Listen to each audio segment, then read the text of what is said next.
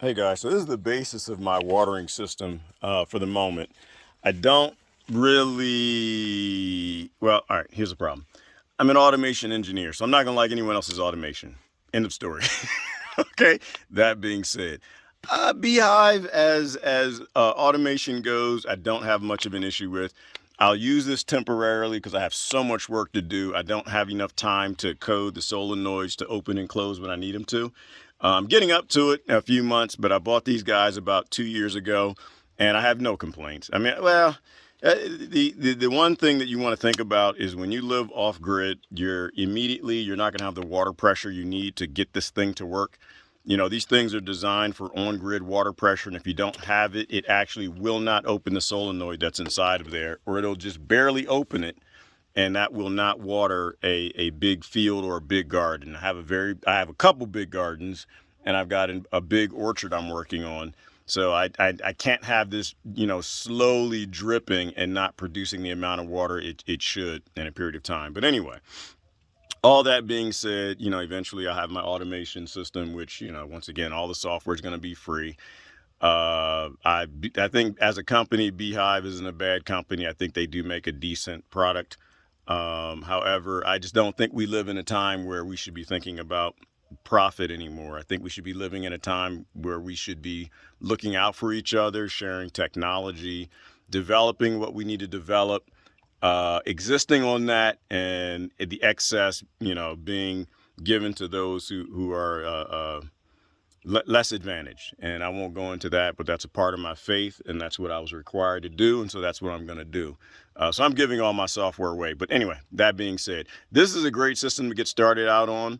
I won't go through all the features of it yet because I don't really have time this morning. I got to go do a chicken video, as well as I actually got to do some work. But today's going to be a great day because it's shady.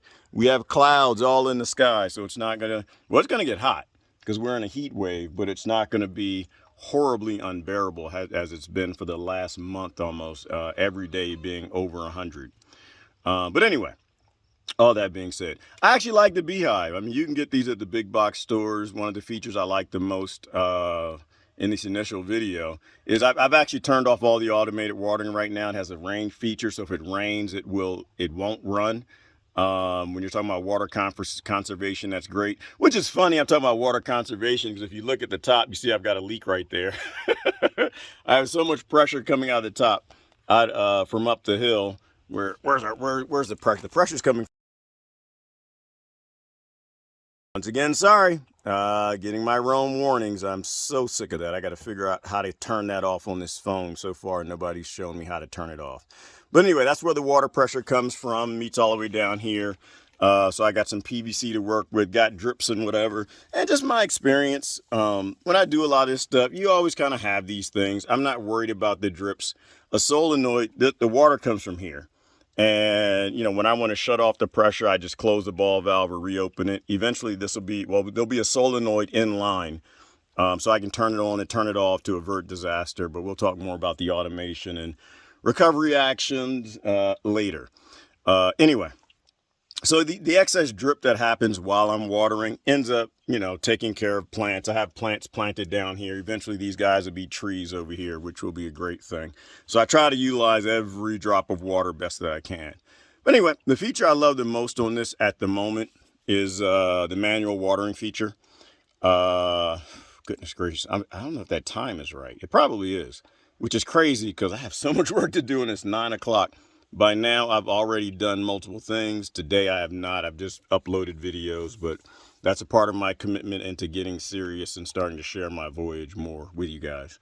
So anyway, so I already watered zone 1. It lets you set up different zones. I have 4 zones set up on this one. I have more gardens than 4. So some of the zones are shared, which is not good because they're not getting the pressure that they need to or the water they need to. But for the moment, this will work for me. So all you do when you want to do a manual watering, because I have the schedule turned off because it's been raining every day, which is really weird. In the Chihuahuan Desert, I found a place that rains every day during the monsoon. So I already did zone 1. I'm hit the dot to go to zone 2. I'm going to give it about 20 minutes worth of water. I'm just doing it manually because I'm here. you know, eventually once I have my automated system, I'll be able to do it from my app anywhere in the world. So here we go. Boom, press the button, click. You hear the solenoid click, it turns on. You can hear the water squirting, so it's coming down to zone 2, which is here, and I don't know what zone 2 is. Snakes down around. Okay, so that zone 2 is the, that's actually, let me walk down here. Follow the yellow brick road, or the green garden hose.